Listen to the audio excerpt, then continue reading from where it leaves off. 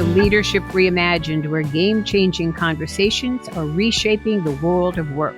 I'm Janice Ellig, the CEO and founder of Ellig Group, Executive Search Advisors, where we are reimagining search through our long-standing commitment to diversity, equity, and inclusion.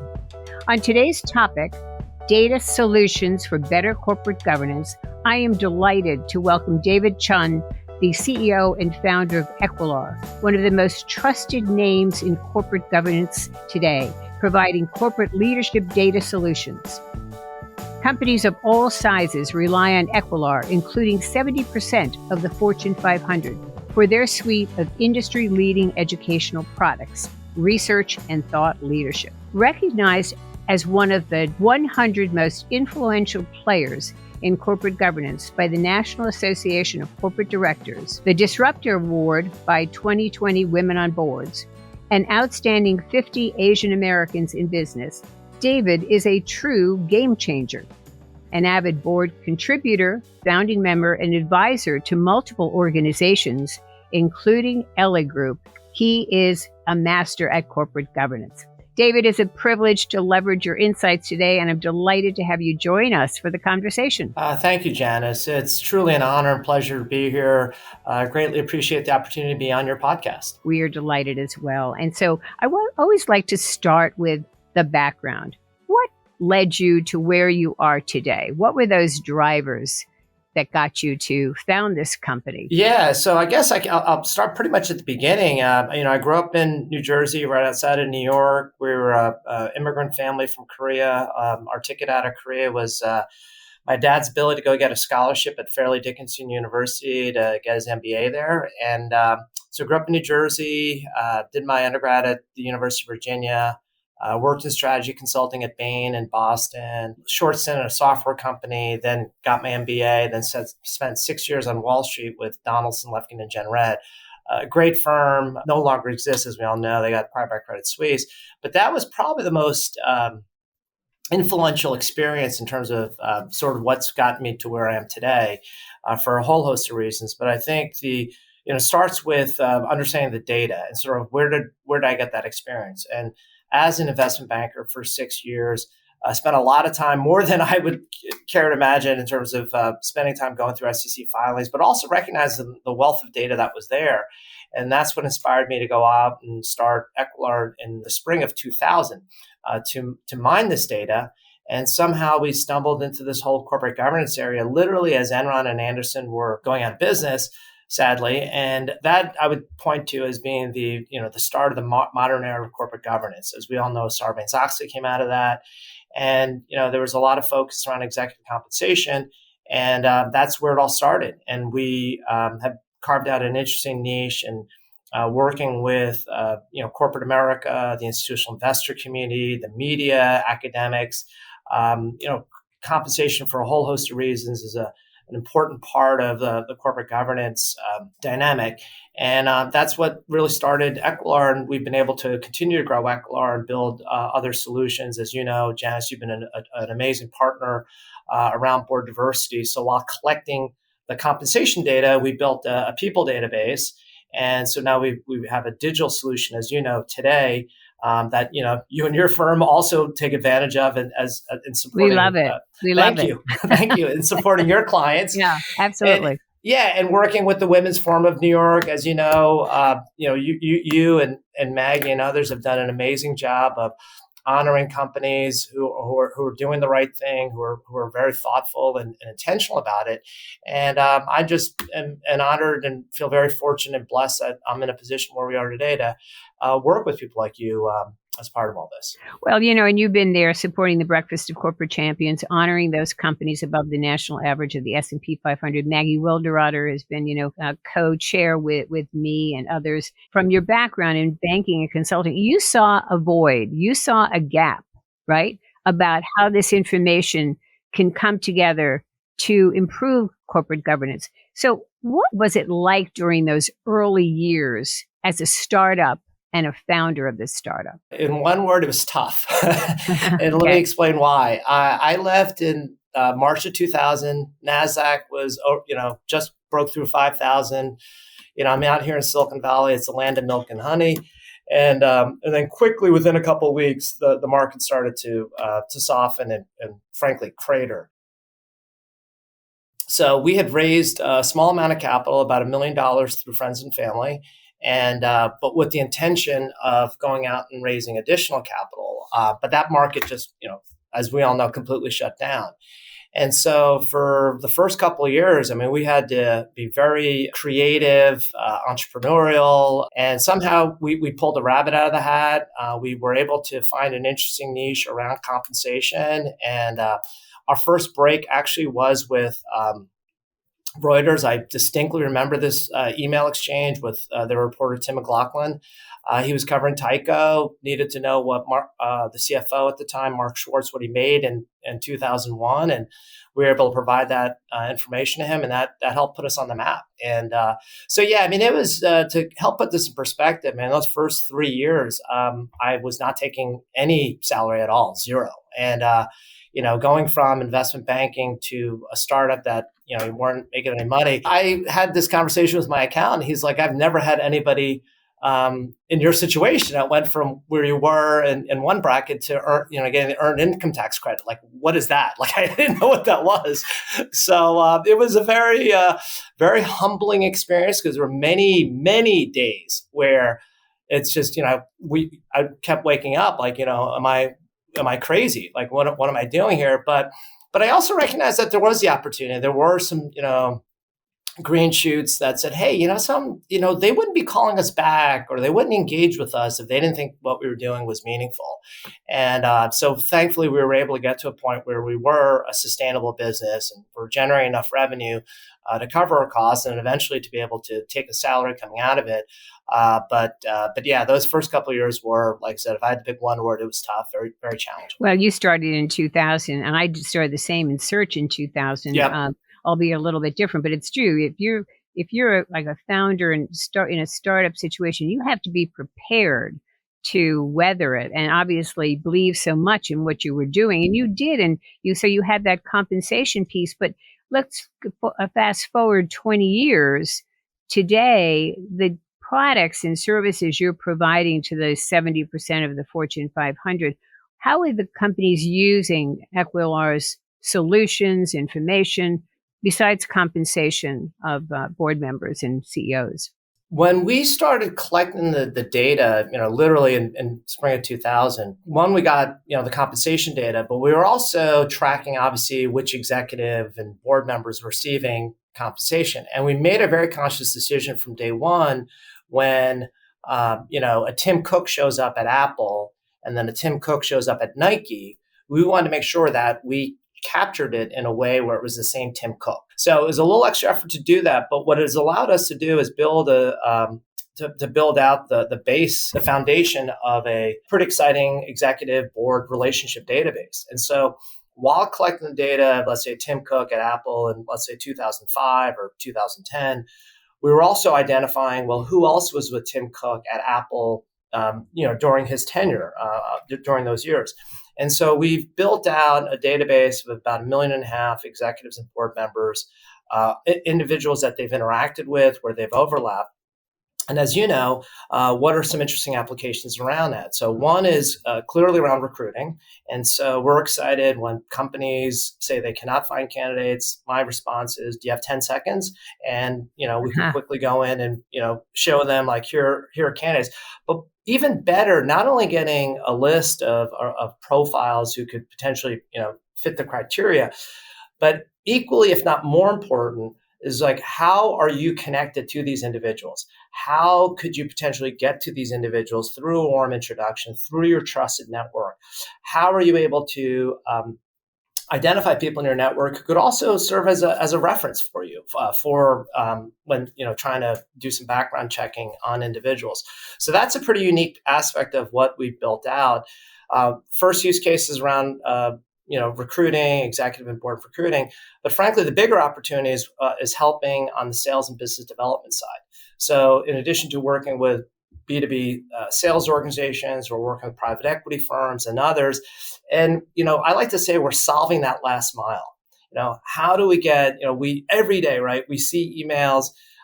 We're trying to get to this individual or person or company who in our network knows this person? How do we get to that individual? And inevitably, with what we've built out with our data and I'll say our full tech stack, where we can integrate email activity data and other signals to help people connect to individuals and companies, and frankly, help accelerate business. And that's something we're very excited about. And you have been such an advocate of connecting people. You're doing it through Equilar. You also do it through forums. I've participated in several that you've held because you believe in making the world a smaller place by connecting people. And you've said, as an Asian American immigrant, you talk about the importance of this and to strengthen those connections. Really, this leads right into what good corporate governance is all about, right? So that people expand or open the aperture of who's out there for their board or a sales opportunity or something, an alliance, correct? Yeah, no, absolutely. I mean, going back to, your original question, sort of talk about your journey. I mean, our family, we came from Korea in 1968. First ones in our family to be in the United States. So we didn't have any cousins. We didn't have any uncles or aunts. We didn't have any, candidly, my parents didn't have any friends. I mean, I think back to them like, oh my God, how did they do this? And then, fast forward 54, 55 years later, and I'm on this podcast with you. And I look at the other people you've had on podcasts here, right? Alex Gorski, Julie Sweet, and the list goes on. And I'm like, well, how, talking heads, how did I get here? And so much of it has been, people along the journey that have paid it forward for me, that have opened up doors, that have people who've been very generous with their time and their resources to help connect me with others. And so that's where I'm excited, where that I've done it in an analog world, right, where friends have been able to do that. But are there ways? And there are ways, and that's what we built out is really taking all the data that's out there and recognize like, oh, so-and-so who I'm really good friends with, who I just had coffee with, actually knows somebody that we're trying to get to, and comfortable enough to ask the person for an introduction. And that's something that we're very excited in terms of helping accelerate things. It's really all about the network and being part of that network. And, for years, women and underrepresented groups have not been. And so that's part of corporate governance priorities today, but, in terms of having more diverse boards.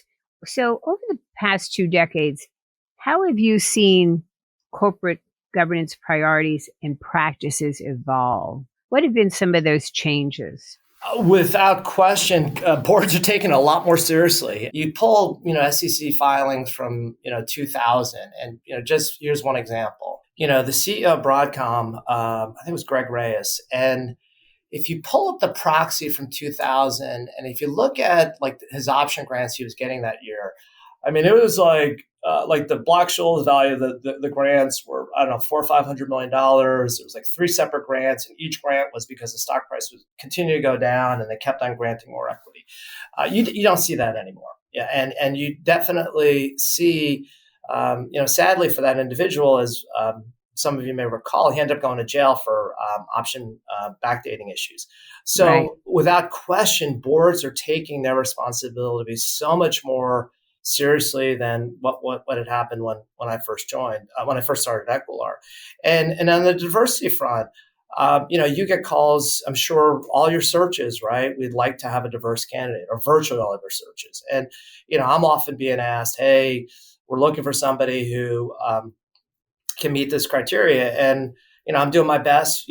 I'm fortunate enough that through, our work with you and others, and, with all the great work that Glenn Gomez has done in building out the Equilar Diversity Network, we're working with 50 different diverse organizations, 50 organizations to help advance board diversity, that I'm fortunate enough that we happen to interact with a lot of diverse candidates along the way. So I think, whether it's on compensation, whether it's around board diversity, a whole host of ESG related matters, without question, boards are taking it much more seriously and asking for the data and looking for resources to help. Right. And while diversity is important, it's so important for them to always select the best candidate for the C-suite in the boardroom. That goes without saying. So I want to just take a quick moment to remind our audience that you are listening to Data Solutions for Better Corporate Governance with David Chun, founder and CEO of Equilar.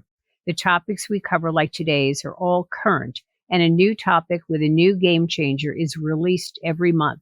This is a great way to stay current on relevant issues happening around us. Now let's return to David. So David, there was a recent study that Equilar did referencing significant growth of women in the Russell 3000 executive roles from 2010 to 2020. However, the report noted that most of these positions were senior staff roles, such as CHRO, Chief Administrative Officer, General Counsel, just to name a few. So where were the P&L responsibility roles? Who was holding those? And is that a concern for women? And should it be a concern for all of us in terms of gaining seats in the C-suite, which then ultimately gets them into the boardroom? Absolutely. I mean, you look at, let's start with the CEO. Most CEOs, they've come through, as general manager of the unit, chief revenue officer, something that's more, growth oriented. And, and as we all know, most CEOs will have a board seat. So I think it's critical as we look at, we've made tremendous progress so far, but I think there's also an opportunity to recognize how do we get more women in, with P&L responsibility that are focused on the growth of the business, because that's ultimately the more likely the path into a CEO role. So this is important information that boards need to pay attention to, correct? Oh yeah, absolutely. As they look at CEO succession planning, right, is looking at, okay, who are the unfortunate conversation of if the CEO were to get hit by a bus or get into an accident. The candidates and, making sure that pipeline, I mean, that's probably that is the number one responsibility of the board, right? Is the CEO, the compensation of the CEO, because really if you think about the governance issues that companies have had over time, it's often driven by, not having the right CEO in the role, and that ripples through whether it's culture, whether that's executive, CEO succession planning and whatnot. So that's an important part of the board's responsibility, looking at that next level of who could potentially fill that CEO spot. Right, and so the importance of boards in terms of looking at succession planning, right? Because you're right. The number one responsibility is the CEO. Do we have the right CEO? If not, we have to hire the right CEO. We may have to let go of the current CEO. Yep. And then what's the management team look like? And so what are you hearing conversations around boardroom tables or from your colleagues that you're working with in terms of the board's priority in looking at that bench strength for the CEO, and that there are a number of individuals being groomed for that? Because you have to sit in a lot of seats before you go into the CEO seat. There have been numerous studies, and Janice, I'm sure you're experienced being involved with search. The organ rejection rate of bringing in somebody from the outside, right? It typically half of outside CEOs don't even make it past a year or two. Correct. Yeah. Right. Mm-hmm. And the other issue that you think about this, right? We've looked at, so related to this is the pay of CEOs, right? An internal promotion versus an external hire. And, an internal promotion, the person who's right below the CEO, they get the CEO role, he or she's very happy to get promoted. And, obviously we'll get a raise as part of it, but it's typically, a relatively modest increase from before. The minute you need to go outside, that changes. And so you bring in an outside CEO in. Okay, so that person's brought in, and for better or for worse, as we know in this world, this information is now publicly available. And so if you think about all the folks internally who did not get that role, and then they see the pay package of bringing somebody in from the outside, then the board's scrambling, right, to retain the key executive talent to continue that knows how to run the business, right? And so you have this ripple effect of what ends up happening if that CEO succession decision isn't handled properly. And so those are things that boards need to be very careful about. One of the podcasts I did was with Tricia Griffith of Progressive Insurance, and she talked about how her CEO groomed her and others for the CEO role over years. And she was in all sorts of roles, P&L and functional, leading HR, which gave her a great appreciation for culture. And, that was very intentional. The same thing with Hubert Joly. I did a podcast with him when he was preparing Corey Berry. But you have to be intentional, and a board has to pay attention to who's being groomed. Yeah. Or the short term, something happens to the CEO, or the longer term, he's stepping down. Yeah, and Trisha's got an amazing story. I mean, she started in the trenches, right? And so Yes. she literally saw it from, Yes. has seen all parts of that business. Yes. So what are you seeing in terms of your own best practices? What are you doing internally at Equilar that you would share with our audience? I'm always a big fan of, let's challenge people, help people grow into the role. And so it's been exciting to see, people, seeing their careers grow here and taking on increased responsibility, seeing people like Courtney on a research team and a couple of his members where their research is getting published on blogs or picked up and are getting quoted in major media publications, all the great work that Belen's been doing around the diversity network. I could spend the whole podcast going through each person, so my apologies in advance that I can't highlight others, but it's great to see the work that they're doing and also being recognized externally. That's great. And you recently announced a partnership with Intap, a huge cloud software solutions company geared towards financial services. So what's the value add in this partnership and for your clients as well? Yeah. So getting back to the database that we've built around executives and board members, as I mentioned, recruiting is an important part of what we're doing, but the other aspect of how people could use the data set is around business development, getting back to, solving that last mile. How do we connect to an executive or board member? And within Intap, they have a product called Deal Cloud. And Deal Cloud is the leading CRM for private equity. So if you talk to some of your private equity clients and you ask them, well, how are we tracking deals? More often than not, it will be Deal Cloud. And it's the Carlyle's of the world and others. And if you think about a CRM, so even if you're using Salesforce, and we do also have a Salesforce app, the biggest challenge around any CRM, right, it's only as good as the data that goes into it. And if you think about a CRM, the data, that's the fuel. That's the gasoline for the engine. And if you put dirty gasoline in an engine, it's not going to run. And the challenge, let's say your business, Janice, right? If you think about some of the individuals you just mentioned, right? They're the CEO of a company, but they're also on the board of another company, right? And most CRMs, like 99% of CRMs that are out there today, will treat those as separate records. Like, okay, we have one Julie suite here, we have another Julie suite over there. What we do is we unify all of that, and that's what we're doing with Deal Cloud and with Salesforce and others. And so that allows them, our users, are the users of these tools, to effectively figure out, okay, how do we take advantage of our network? Who do we know in our ecosystem to be able to, connect to an individual, to be able to recruit somebody, to be able to form a partnership with somebody? And so that's what we're excited about, is taking our data to really help accelerate business. That's terrific. And I know it's going to help us in the search business as well. So we've discussed, the evolution of boards a little bit in your business over the past 20 years. What do you see going forward for corporate boards, their needs over the next 5, 10, dare I say even 20 years going forward? David, if you can look in your crystal ball, what do you see for corporate boards and their evolution? What's going to happen? Thinking forward here, I mean, there's going to be a greater appetite for data. And there's going to be, frankly, greater pressure on boards in terms of, performance and accountability and whatnot. And, we look at the rise of activists over the last, 15, 20 years, and they're not going away. And, we're seeing everything around ESG, around diversity, around pay equity. It's at some point, honestly, I don't know, does the board become almost a full-time job? But the list of things that are being added to their plate, it's not getting shorter, right? And but no, I think that the expectations will just continue to increase. Boards will continue to get more diverse. In our latest gender diversity index, what we did see was, about a year ago, it was roughly 50-50 new board appointments, women versus men. It's actually inched down a bit.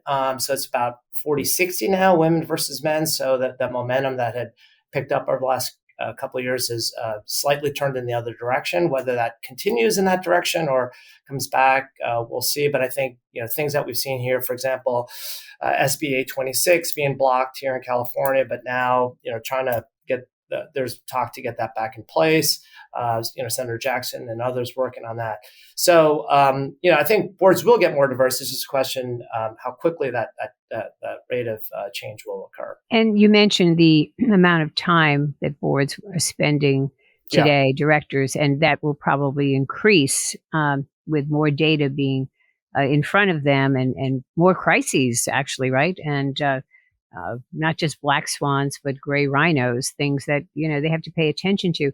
Might the number of boards be also something that is decreased in terms of the number that different regulators will say people should be on, the number of boards? You have the proxy advisors, the ISS and Glass Lewis's, kind of drawing a hard line on some of this stuff. That's those numbers are typically limited to public boards without any focus on private boards. I think there's going to be realistically expectations in terms, like you said, with more crises, just the expectations of board members, it's only going to increase. It's not going down. So then the question then becomes bandwidth wise, or are there better tools on helping boards to be able to get their arms around some of these issues and not be as labor intensive as they are today. David, this has been such a rich discussion. Thank you very much. But do you have any parting words for those of us listening and who are on boards and what they need to maybe pay attention to even more? Yeah, I would say, the board journey, it's a continuing, it's an evolving process. You need to stay on top of latest developments. We just had a couple of months ago the focus on the new pay versus performance guidelines. So you just need to want to continue to learn and take advantage of resources that are out there. And I think one thing with boards, it's turned more into a compliance exercise and less so a strategic exercise. So I think it's important that boards take a step back and recognize, okay, the reason we're on this board is not only to, obviously handle the regulatory issues and requirements, but more importantly, how do we help, make sure they carve out enough time to focus on the strategic issues to whether, to grow the company as an independent entity, whether M&A is part of that, whether they should be selling out to somebody else, and to not get too wrapped up in the compliance aspects. I think that's such an important point. And I just did an interview with Maggie Wilderotter, who's on a number of boards, as you know, and we did this for directors and boards. And one of the things she spoke to was, given the pandemic and company stocks plummeted, they really had to pivot. And it was important to be agile and pivot on the strategy. Because one strategy of yesterday is not going to work for tomorrow. And that's what you're saying. Yeah, exactly. So you think about Maggie's boards, you think about Lyft, right? People weren't taking rides. And so they had to quickly figure out, they get into the delivery business. Costco, right? They had to figure out, okay, we're now becoming almost an essential service, right? In terms of helping things out. So loved hearing Maggie talk about that in the past. Yeah, so strategy is such an important part of the board's responsibility. So David, I want to thank you so much for sharing your story. And, data solutions for better corporate governance, it's just going to increase. So I wish you all the best in continuing to grow your business. And of course, we're going to continue to use Equilar as we do our searches for boards and C-suite. So thank you very much for joining us today. Thank you, Janice. Really appreciate the opportunity. And to our audience, thank you for tuning in for another game-changing conversation on Leadership Reimagined. You can find me on Twitter, LinkedIn, or visit our website at elligroup.com. Thank you for joining us today.